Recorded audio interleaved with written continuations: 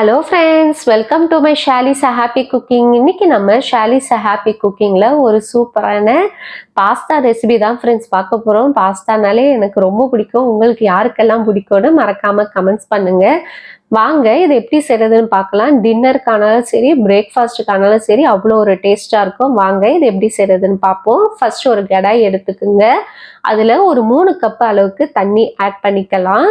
தண்ணி சேர்த்துட்டு ஒரு டீஸ்பூன் அளவுக்கு உப்பும் ஒரு அரை டீஸ்பூன் அளவுக்கு எண்ணெயும் சேர்த்துக்குங்க. சேர்த்துட்டு இதை நல்லா பாயில் ஆக ஆரம்பிக்கணும். நல்லா பாயில் ஆக ஆரம்பித்த பிறகு 1 கப் அளவுக்கு பாஸ்தா ஆட் பண்ணிக்கலாம். அதாவது 1 கப்பு பாஸ்தாவுக்கு 3 கப்பு தண்ணி சரியா இருக்கும்.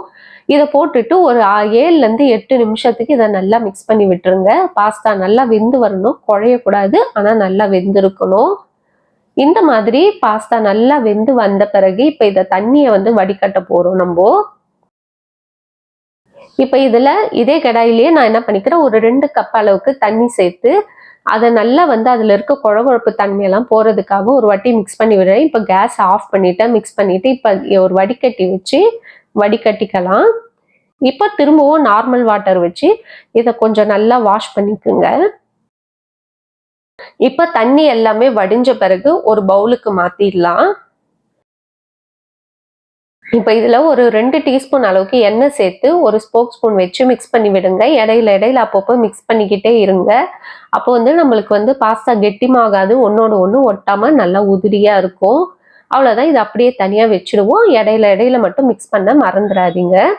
இப்போ ஒரு கடாயில ஒரு 2 டீஸ்பூன் அளவுக்கு எண்ணெய் ஆட் பண்ணிக்கலாம். எண்ணெய் காஞ்ச பிறகு ஒரு அரை டேபிள் ஸ்பூன் அளவுக்கு பூண்டு, அதே மாதிரி ஒரு அரை டீஸ்பூன் அளவுக்கு இஞ்சியும் சேர்த்து பொடியாக கட் பண்ணி இதில் ஆட் பண்ணிட்டு ஒரு டீஸ்பூன் அளவுக்கு பச்சை மிளகாவையும் சேர்த்து நல்லா கலர் சேஞ்ச் ஆகுற வரைக்கும் ஃபர்ஸ்ட் வதக்கிடுங்க. இது நல்லா வதங்கின பிறகு ஒரு வெங்காயத்தை பொடியாக கட் பண்ணி ஆட் பண்ணிக்கலாம். வெங்காயம் ரொம்ப கலர்லாம் மாறணும்னு அவசியம் இல்லை, லைட்டாக கலர் சேஞ்ச் ஆனாலே போதும். இப்போ அது கூடவே நீங்கள் என்ன வெஜிடபிள்ஸ் விரும்புகிறீங்களோ அதை ஆட் பண்ணிக்கலாம். நான் ஒரு குடமிளகாவும் ஒரு அரை கப் அளவுக்கு கோஸும் ஒரு கேரட் ஆட் பண்ணியிருக்கேன். அது கூடவே ஒரு தக்காளியும் நான் சேர்த்துருக்கேன். உங்களுக்கு இதில் என்ன வெஜிடபிள்ஸ் விருப்பமோ நீங்கள் அதை ஆட் பண்ணிக்கலாம். ஆட் பண்ணிவிட்டு இதில் நீங்கள் மஷ்ரூம் சேர்க்கலாம், பட்டாணி சேர்க்கலாம். உங்களுக்கு என்ன மாதிரி வெஜிடபிள்ஸ் வேணுமோ நீங்கள் ஆட் பண்ணிக்கோங்க. இதை மிக்ஸ் பண்ணி விட்டுட்டு தேவையான அளவுக்கு உப்பு சேர்த்துக்குங்க. அது கூடவே ஒரு 1/4 டீஸ்பூன் அளவுக்கு மஞ்சள் தூளும் அரை டீஸ்பூன் அளவுக்கு தனி மிளகாய் தூளும் சேர்த்துக்குங்க. சேர்த்துட்டு இதை நல்லா மிக்ஸ் பண்ணி விட்டுருவோம்.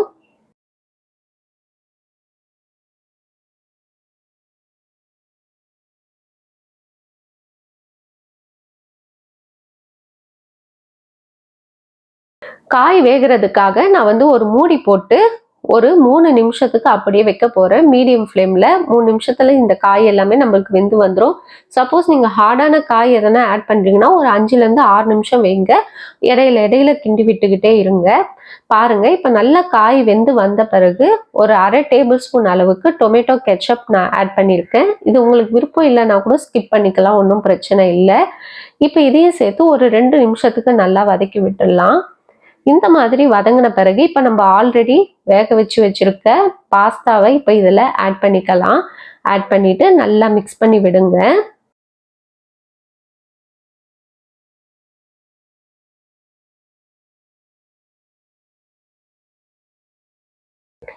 நல்லா மிக்ஸ் பண்ண பிறகு இதுல ஓரிகனோ ஒரு டீஸ்பூன் அளவுக்கும் சில்லி ஃப்ளெக்ஸ் ஒரு டீஸ்பூன் அளவுக்கு ஆட் பண்ணிக்கிறேன். ஒரு அரை டீஸ்பூன் அளவுக்கு மிளகு தூள் சேர்த்துக்கிட்டு இதையும் சேர்த்து நல்லா மிக்ஸ் பண்ணி விட்டுடலாம்.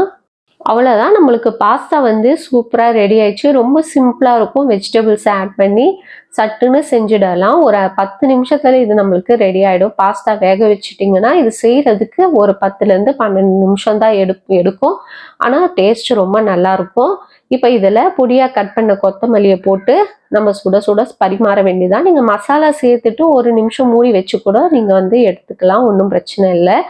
அவ்வளோதான். இந்த பாஸ்தா பிரேக்ஃபாஸ்ட்டு டின்னருக்கெல்லாம் நீங்கள் ட்ரை பண்ணுங்கள். கண்டிப்பாக ரொம்ப டேஸ்ட்டாக இருக்கும். இந்த வீடியோ உங்களுக்கு பிடிச்சிருந்ததுன்னா மறக்காமல் லைக் பண்ணுங்கள், ஷேர் பண்ணுங்கள், சப்ஸ்கிரைப் பண்ணுங்கள் ஃப்ரெண்ட்ஸ். இன்னொரு வீடியோவில் உங்களை சந்திக்கிறேன். பாய் பாய் ஃப்ரெண்ட்ஸ்.